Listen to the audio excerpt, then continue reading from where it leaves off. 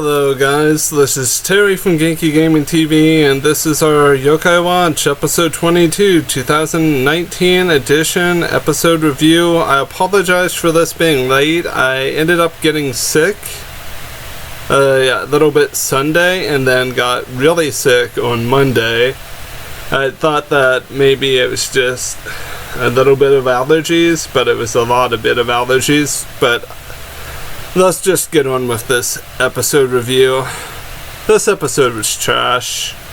I hate to just put it like that. There was a couple good segments, but at the end of the day, we just known that Nate is I don't want to say a horn dog, but he is close to stalker level.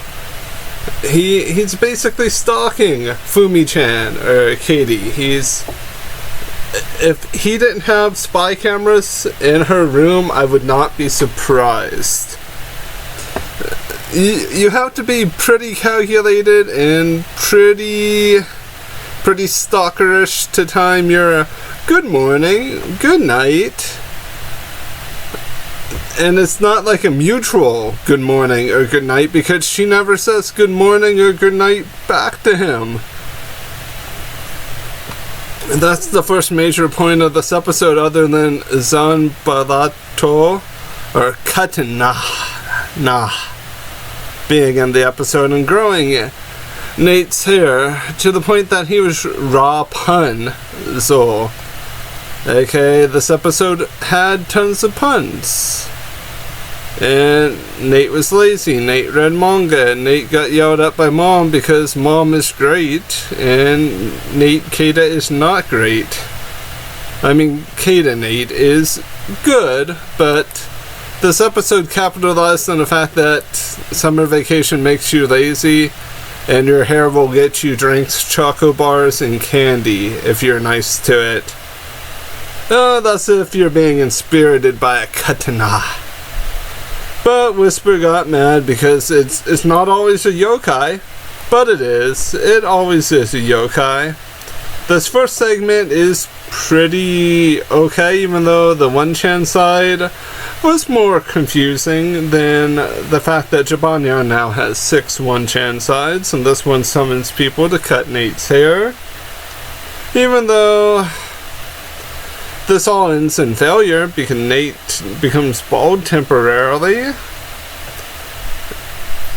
and the Osan Wig Club, they show up because why not? This episode was a hot mess. The next segment is way better. I don't want to say Nate's stalkerish nature, combined with the fact that yokais all need it to get their summer homework done, made this mini segment funny, but it did. You had Fishifant, you had No Way, you had tons of other yokai, even Jibanyan had homework. I guess his was unloading with Fist of Fury, or Paws of Fury, or Fist of Pol Faction, even though we're bouncing back to the fact that Jibanyan has way too many One-chan sides, and the fact that level 5 might not know what they're doing anymore.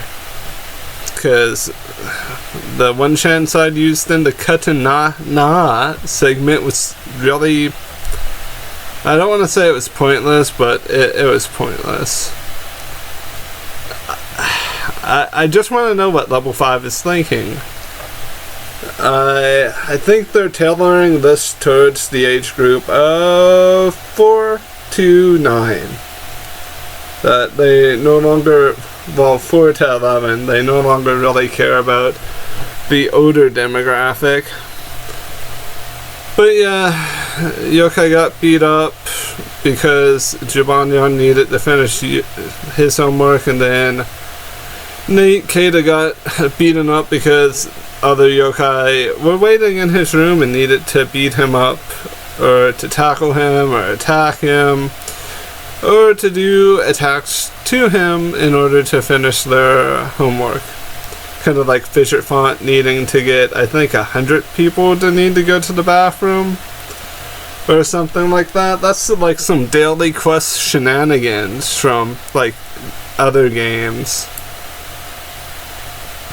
I do have to say, Nate trying so hard to be around Katy and attempting so hard to be there and to basically show her compassion or attempt to show her his good side, even though if you look at his face, it is the skeeviest, pervious looking face, and it makes me think that Shadow Side exists in an alternate timeline where the chances of Nate and Katy getting together are actually possible, because they're not in this one.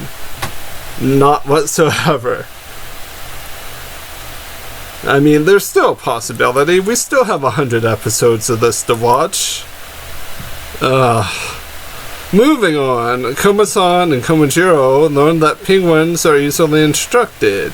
They can go left, right, up, down, circle, square, triangle, X, Q, G. And it turns out Koma-san is actually a penguin as well, because he got down into the penguin exhibit and they didn't attack him. They must have known that he was one of us. One of us. One of us.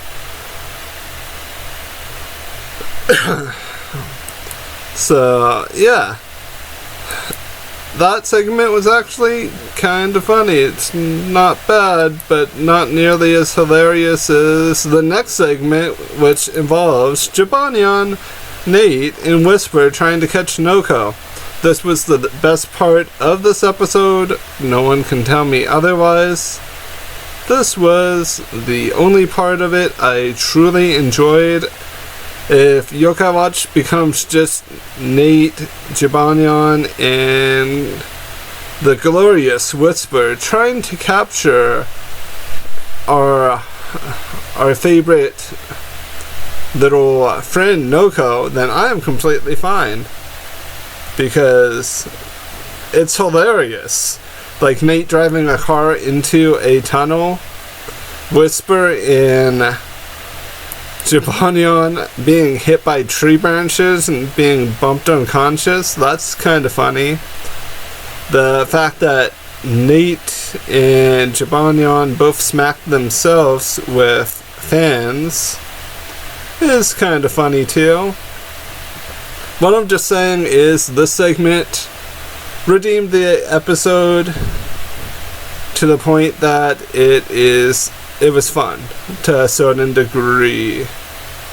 But we're basically continuing on by saying the fact that our Nate boy kind of has no chance. Just because of the fact that plot progression, character progression are not going in the right direction. We can all kind of agree on that right now, that things aren't really going nearly as well as what we, the Yokai Watch fan base, would have hoped. I mean, we kind of never expected it to be grandiose. We did all kind of expect a plot and expect things to at least go a tiny bit smoother than what it's currently going. This episode is a solid C episode, and the reason why I'm saying a C is because I refused to give it a D, even if it truly deserved it. It's a low C at best. Myself and several others thought we were going to start getting plot-fulfilling episodes. But we should have known. Hino in level 5 has trapped us. That plot progression we're waiting for is in Yokai Watch 5. And that's like 20 years down the line. I'm exaggerating. It's probably 4. Especially with how they're making content right now, because they're gonna milk Yokai Watch 4 with DLC. We all know that, because they get to do it twice. They get to milk both the Japanese fan base and the international one too. So that's something to truly think about. But I want to have a little real talk moment. And what I'm basically going to say is this needs to improve by episode 30. It really does. I'll even give it 32 to get a substantial plot with stuff actually happening. And the reason why I'm saying this is because if you guys look down the pipeline, if we get no plot and the new Pokemon anime comes out, Yokai Watch's anime is going to drift further down into obscurity. I'd be better off being a Robopon channel than a Yokai Watch channel at that point.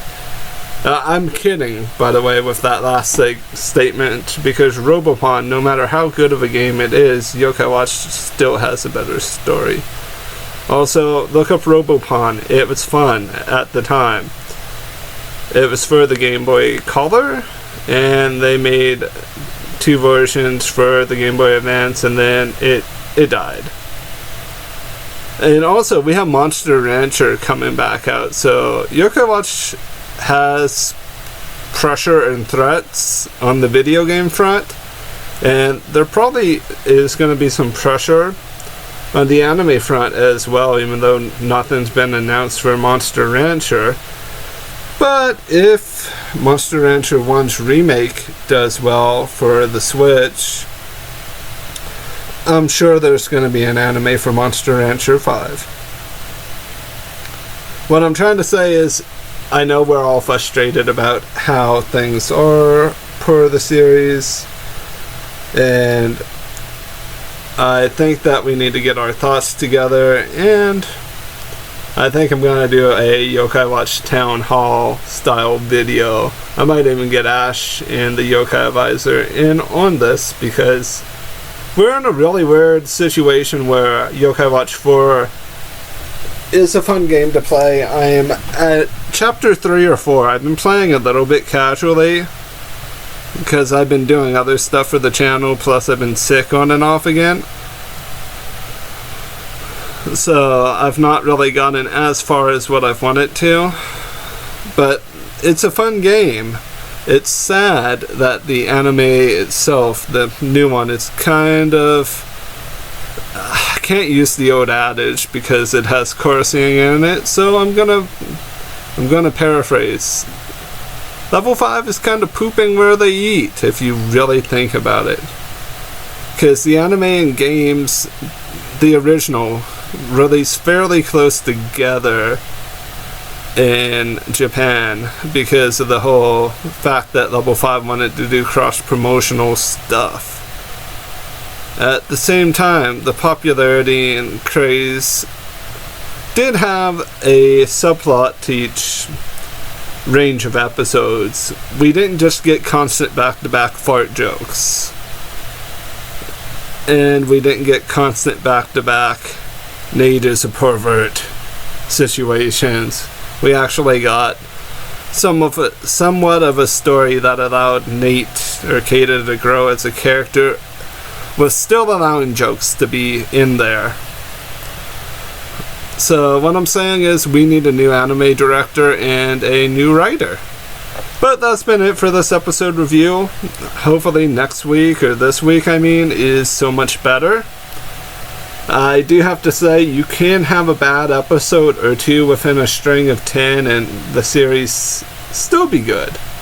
And I'll see you guys in the next one. Bye bye for now.